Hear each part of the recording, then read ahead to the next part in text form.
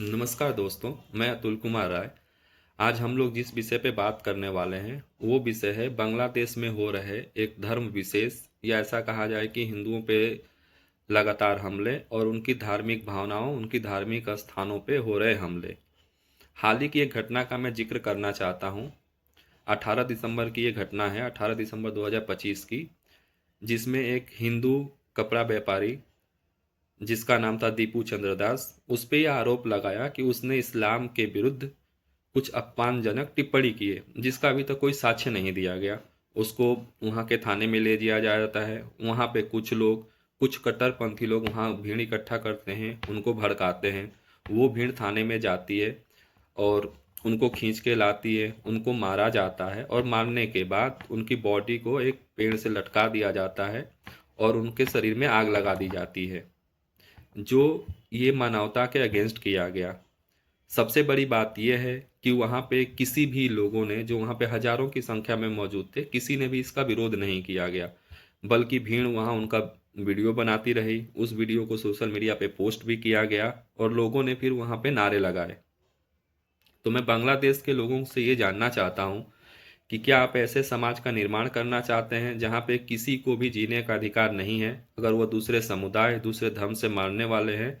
और क्या इसीलिए आपने जो आज़ादी प्राप्त की, आपने जो इतने संघर्ष किए अपने आप को वेस्टर्न पाकिस्तान से आज़ाद होने के लिए, या जो आज का पाकिस्तान है उससे आज़ाद करने के लिए, कि आप अपनी स्थिति भूल गए? जो ये वही कट्टरपंथी लोग थे जो वहाँ से आप पे शासन करते थे, और वो बिना धर्म देखे, बिना जाति देखे आपके घर वालों को या आपके घर के महिलाओं के साथ उन्होंने क्या क्या किया, कि आप ये लोग भूल गए हैं? और ये ऐसा घटना नहीं है जो केवल दीपू चंद्र दास एक नाम है। ऐसा नहीं है कि पहला और आखिरी है। इसके बाद भी अगर आप देखें तो मित्रा मंडल का आप नाम नाम ले लीजिए, आप भावेश चंद्र रॉय का नाम ले लीजिए। ऐसे बहुत सारे लोगों को मारा गया जिन पे केवल आरोप लगाया गया कि ये इस्लाम के अगेंस्ट हैं या उनके देश के विरुद्ध काम कर रहे हैं, जिसका आज तक कुछ भी साक्ष्य नहीं दिया गया। अब मैं आपको बताना चाहता हूँ कि ये घटनाएं शुरू कहाँ से हुई। तो बांग्लादेश में जो 2024 में शेख हसीना की गवर्नमेंट का तख्ता पलट किया गया, उसमें वहाँ के छात्रों का बहुत बड़ा योगदान था। या ऐसा कहें कि कट्टरपंथियों ने छात्रों का सहारा लेकर वहाँ की लोगों द्वारा चुनी हुई सरकार का तख्ता पलट किया। उसमें एक ऑर्गेनाइजेशन था जिसका नाम है इनकलाब मंच। इनकलाब मंच के एक जो स्टूडेंट नेता थे, जिनका नाम था शरीफ उस्मान हादी, जो 32 वर्षीय थे, वो इसके स्पोक पर्सन थे और इसके कर्ता धर्ता थे। उन पे 12 दिसंबर को गोली चला दी जाती है, उनका ढाका में इलाज किया जाता है। उसके बाद उनको सिंगापुर लिफ्ट किया जाता है, मगर सिंगापुर जाने के बाद भी वहाँ पे गवर्न हॉस्पिटल में वहाँ के डॉक्टर ने उनको मृत घोषित कर दिया।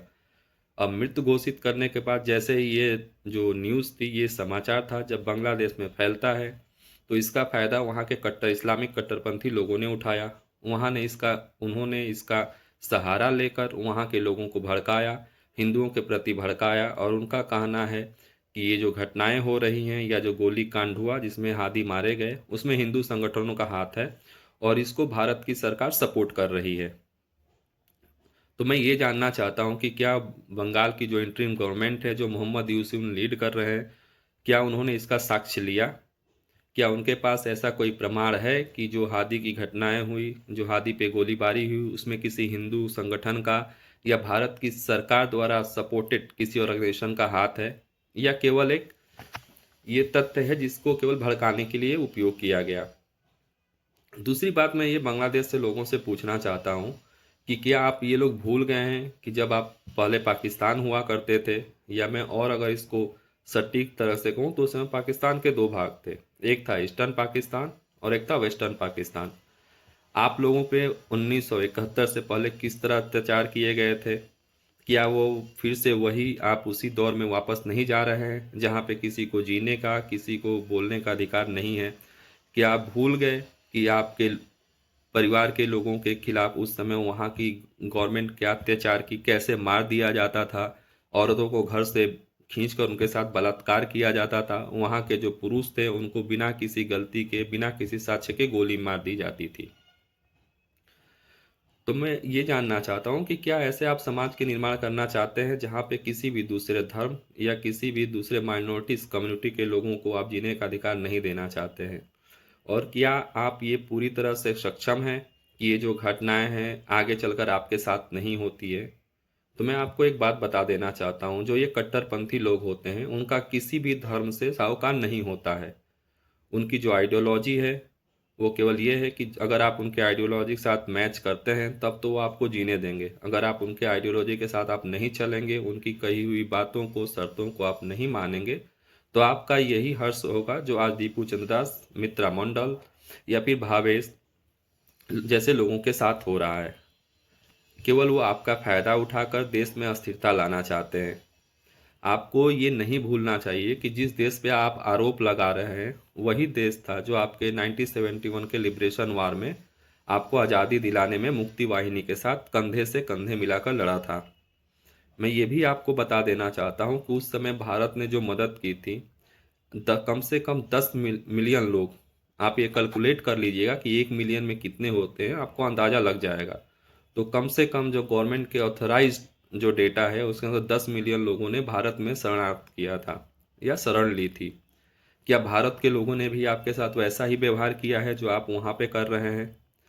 आपको वहाँ पे शरण दी गई, आपको वहाँ पे रहने खाने की व्यवस्था की गई और आपके देश को बचाने के लिए या बांग्लादेश बनाने के लिए कम से कम लगभग 3,800 भारतीय सैनिकों ने शहादत दी, 10,000 भारतीय सैनिक जख्मी हुए और 21 से 32 लोग वॉर ऑफ प्रिजनर या मिसिंग थे।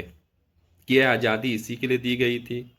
क्या आप लोग फिर से दूसरा पाकिस्तान बनना चाहते हैं जहां पे कुछ लोगों के हाथ में सत्ता रहे और आपका इस तरह कत्लेआम होता रहे और वहां पे कोई कार्रवाई ना हो?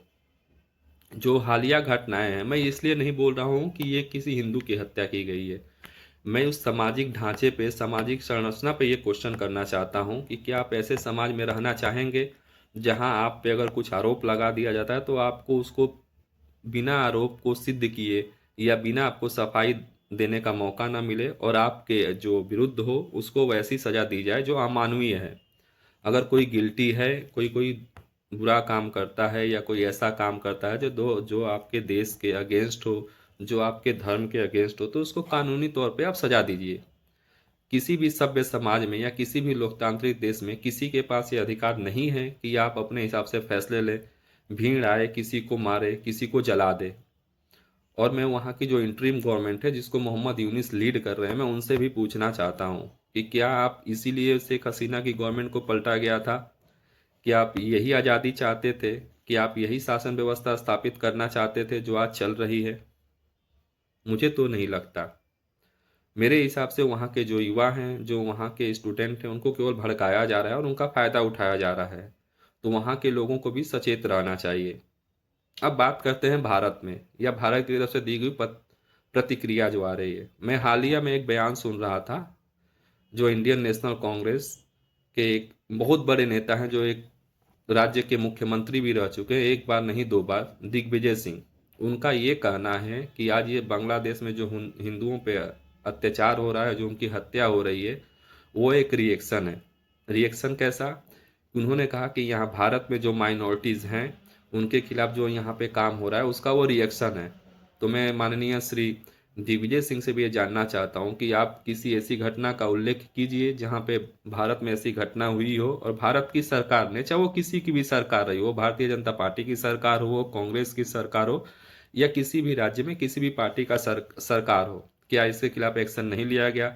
सरकार वहाँ केवल मुख बन के देखती रही जो आज बांग्लादेश में हो रहा है। मैं यहाँ के जो इंटेलेक्चुअल लोग हैं, जो पत्रकार हैं, उनसे भी मैं ये सवाल करना चाहता हूँ कि जो इजराइल ने जो गाज़ा में किया, जो कि मेरे हिसाब से भी गलत है। अगर लड़ाई हो तो उसमें आम जनमानस को नहीं मारा जाना चाहिए।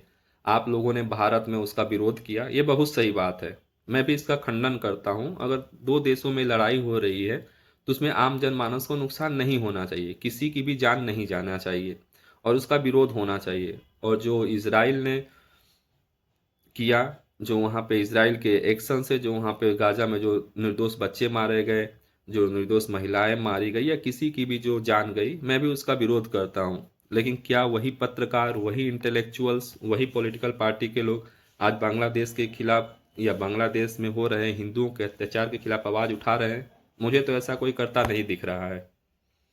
हाँ, गवर्नमेंट को भी मैं ये कहना चाहता हूँ कि आपको भी इसके खिलाफ सख्त कदम लेना चाहिए। अगर इसको आप नेशनल सिक्योरिटी से भी जोड़कर देखें तो बांग्लादेश आपका पड़ोसी है। बांग्लादेश से आपका जो उत्तर पूर्वोत्तर राज्य है उनकी सीमाएं जुड़ती हैं। हम पहले ही एक चिकन नेक डायलामा को फेस कर रहे हैं। तो आगे चलकर अगर वहाँ पे इस्लामिक कट्टरपंथी या कट्टरपंथी की सरकार वहाँ पे आती है तो क्या यह हमारे उत्तर पूर्वोत्तर राज्यों के लिए खतरे का विषय नहीं है? क्या ये हमारे नेशनल थ्रेट का विषय नहीं है? इस पे भी गवर्नमेंट को सोचना चाहिए।